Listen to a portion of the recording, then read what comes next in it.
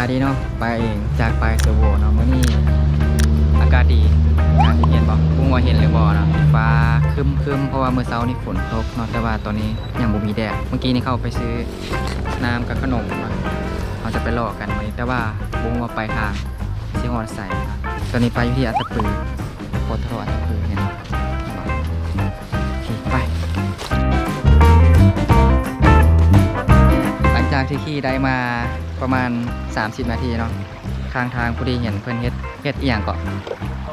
เฮ็ดตอนป่า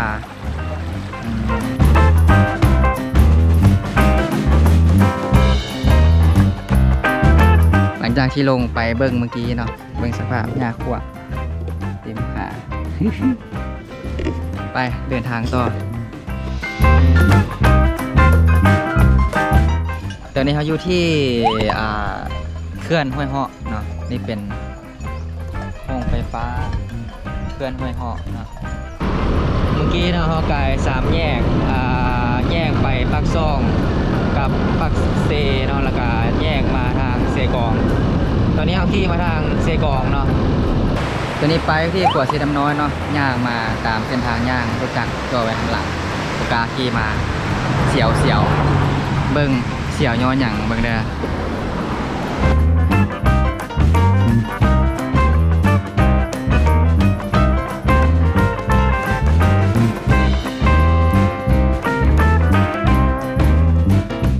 โคตรดีเลยแต่ว่าฮอนแต่เริ่มมาแล้ว เดี๋ยวย่างกับเดี๋ยวรถแล้วก็ซิขี่ไปจอดอยู่ข้างฝั่งฝั่งเนาะไป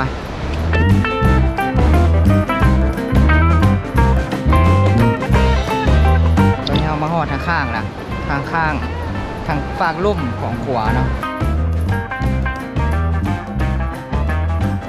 คืออยู่ทะเลเลยทุกคนอยู่ทะเลเลยลมเย็นดีขนาดเลยลมแห้งๆดิตัวนี้น่าจะเป็นบอนที่เขาดังไฟเนาะดังไฟน่าจะหาปลาในดังไฟแต่ว่ามันน่าจะดนละหลังจากที่นั่งพักมาได้15 นาทีชื่นใจมีแห้งขึ้นมาเลยไปเดินทางต่อบัดนี้ได้มาประมาณ50 เมตรนี่แหละก็พอดีมาเจอป้ายน้ำตกตาดหัวคน650 เมตรไปเข้าไปเบิ่งกันในระหว่างทางเดินทางออกไปตาดหัวคนเนาะพอดีเห็นป้ายว่ามีร้านตูบน้อยวังน้ำเย็นเนาะอยู่ข้างทางนี่แหละจะมีปกติจะมีหัวข้ามไปอีกฝั่งหนึ่งเพื่อที่จะไปนั่งยูทูบแต่ว่าหัวขาดเมื่อคืนนี้โศกหายเลยเนาะไปโตที่ตาดหัวคนไปตอนนี้ทำมาฮอดแล้วตาดหัวคนเนาะนี่ประตูโค้งเข้าเมื่อกี้นี่เจออายคนหนึ่งเนาะบอกว่าเราเป็นเจ้าของนี่บอกเราบอกสามารถเข้าไปในได้เพราะว่าเราเลี้ยวไปมันมีคนก็เลยว่าจอดอยู่นอกก่อนไปจะเข้าไปในวันนี้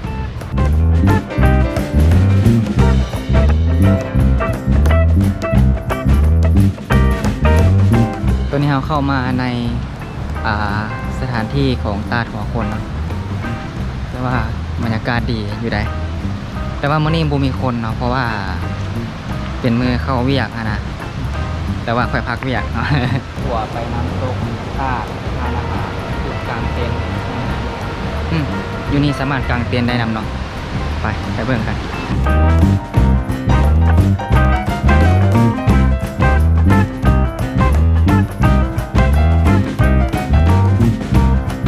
บรรยากาศดีทุกคนลมเย็นตอนนี้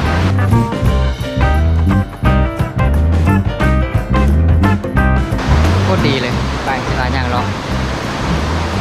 อาจจะมานั่งพักผ่อนกันรอเบิ่งสักก่อนนี่งามบ่โคตรงามเลยเนาะ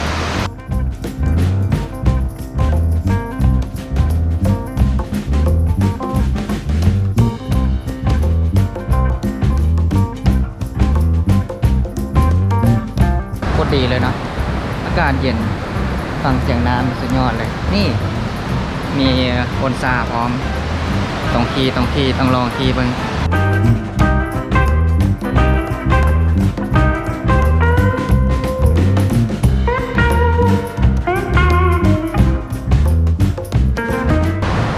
นี้จะมีตู้ให้นั่งนำเนาะโอเคเลยโอ้มีทางย่างโอเคเลย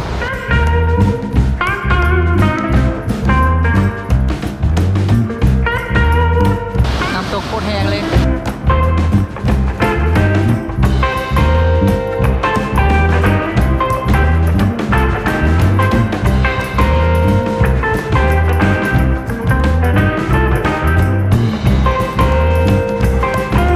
ตัวนี้น่าจะแม่นเฮือนเนาะ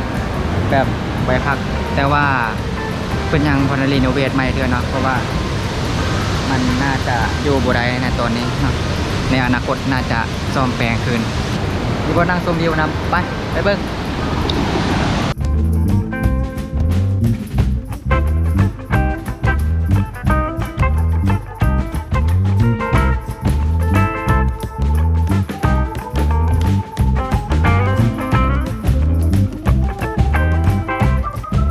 ไปว่ามาแล้วห้ามพลาดถ่ายรูปเนาะขอจะรูปก่อน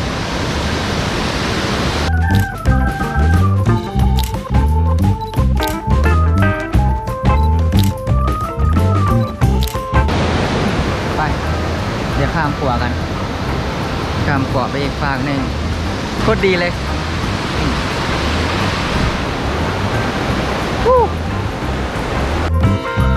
ตัวที่ห้ามาฮอดปลายที่บอกว่า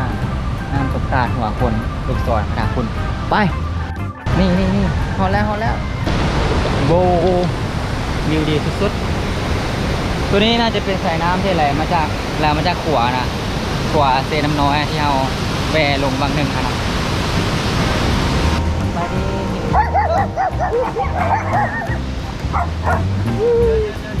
เป็นแกงเลยจะได้ปะเนี่ย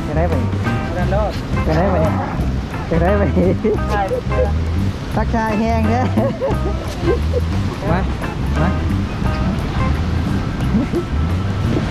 ตอนทับดีกันนะดีเลย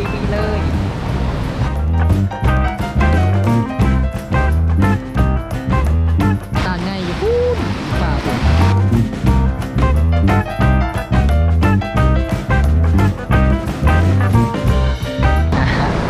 มาเที่ยวตาเราจะว่ามีมาเป็นหมู่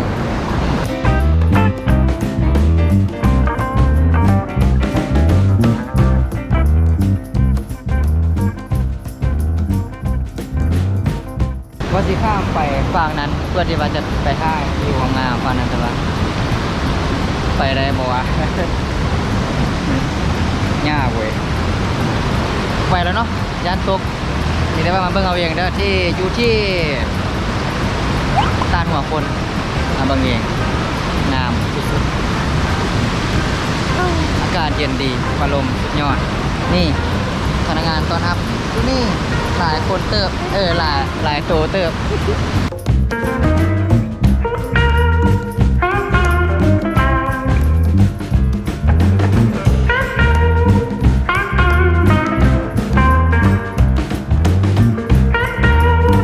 งานแบบในสิพาได้บ่กับการถ่ายรูปขออยากรูปกัน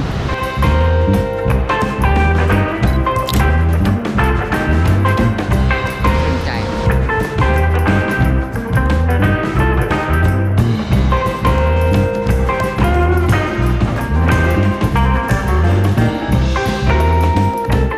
ตัวนี้จะเป็นโซนนั่งลิ้นเนาะจะเป็นตั้งแบบนี้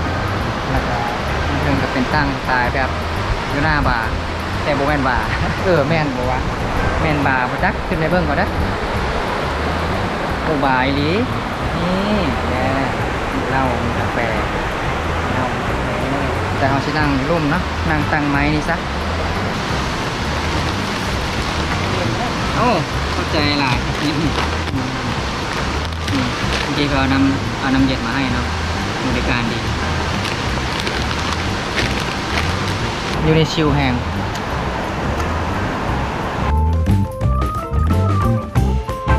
สำหรับคลิปนี้สิปิดเพียงสำนี้เนาะหลังจากนี้ไปจะเป็นภาพบรรยากาศที่